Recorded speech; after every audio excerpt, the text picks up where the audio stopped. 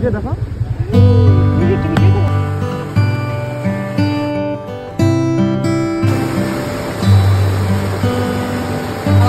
না না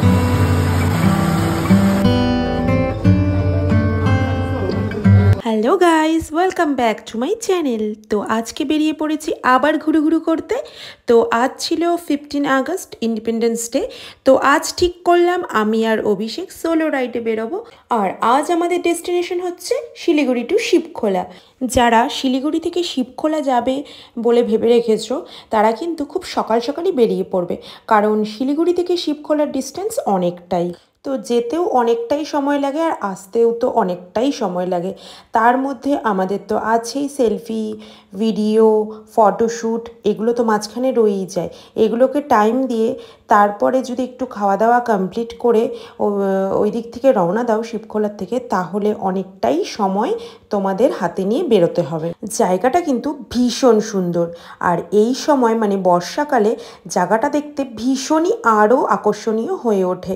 দেখো একবার চারিদিক কেমন সবুজে সবুজে ভরে গেছে, আর বৃষ্টির জন্য গাছপালা অনেক বেশি গজিয়ে যায়, আর দেখতেও ভীষণই সুন্দর লাগে। যেহেতু এখন শ্রাবণ মাস চলছে, তাই অনেকেই শিবখোলার সেই মন্দিরে জল ঢালতে যায় বাবার মাথায়।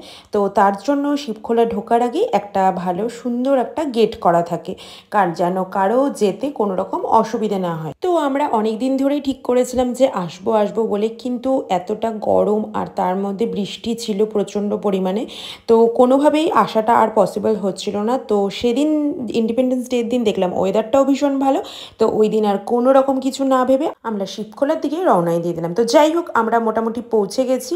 তো আমাদের ওয়াটারফল অবধি যাওয়ার ইচ্ছে ছিল, কিন্তু সে মানে অতটা আমরা যেতে পারলাম না, কারণ আমরা একটু বেরোতে লেট করে ফেলেছিলাম। দেখো একবার জলটা কি দারুণ লাগছে, মানে আমার তো দেখে স্নান করতে ইচ্ছে করছে। আমি তো কোনো রকম ড্রেস আনিনি, মানে খুবই ইচ্ছে ছিল যে স্নান করব বলে, কিন্তু ড্রেস আনা হয়নি বলে আজকে আর স্নান করতে পারবো না। তো জাস্ট একটু জলের মধ্যে পা ছুঁয়ে গেলাম, আর জলটা তো ভীষণ ঠান্ডা, মনে হচ্ছে যেন বরফ গলা জল, আর পরিবেশটাও ভীষণই সুন্দর। আমরা মোটামুটি শিবখোলা থেকে মানে যেখানে মন্দির তার থেকে অনেকটা এগিয়ে এসে একটু ফাঁকা জায়গা দেখে ওখানটায় আমরা বসেছিলাম, আর অনেকক্ষণ বসলাম। আমি আর অভিষেক বসে কিছুক্ষণ আড্ডা মারলাম। তারপরে আমি ওকে বলছিলাম যে কিছু যদি খাওয়ার নিয়ে আসা যেত ব্যাগে করে, তাহলে বসে বসে এখানে খাওয়াটাও এনজয় করা যেত।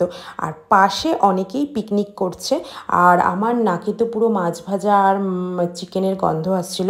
মানে আমি ভাবছিলাম যে আমি গিয়ে ওদের খাওয়ার উপরে হামলে পড়ি আর গিয়ে বলি আমাকে একটু খেতে দাও, আমার না খুব খিদে পেয়েছে। তো যাই হোক, যেটা ভাবলাম যে ইচ্ছে ছিল, কিন্তু ওটা তো আর পসিবল হবে না, তাই না?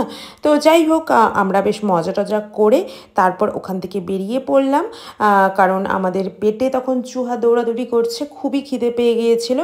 আর এদিকে দেখো মানে সূর্য অস্ত যাওয়ার সময়ও চলে এসেছে।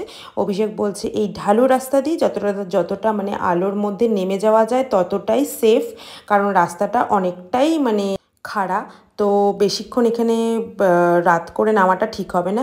তো তারপর আমরা মানে মোটামুটি ওই শিবখোলার রাস্তা থেকে নেমে আমরা এসে একটা রেস্টুরেন্টে ঢুকলাম। তো ওখানে এসে আমরা মোমো আর ওয়াই খেয়ে নিলাম, কারণ পাহাড়ে আসবো আর মোমো খাবো না আর ওয়াই খাবো না, এটা তো পসিবল না। তো যাই হোক, আমাদের জার্নিটা তো বেশ ভালো ছিল। তোমাদের যদি কোনো ইনফরমেশন লাগে তাহলে অবশ্যই আমাকে কমেন্ট করো, আমি তোমাদের সব জানিয়ে দেবো কমেন্টে। তো টাটা, দেখা হচ্ছে তোমাদের সাথে আবার নেক্সট ব্লগে। সবাই ভালো থেকো, সুস্থ থেকো আর সাবধানে থেকো। বাই।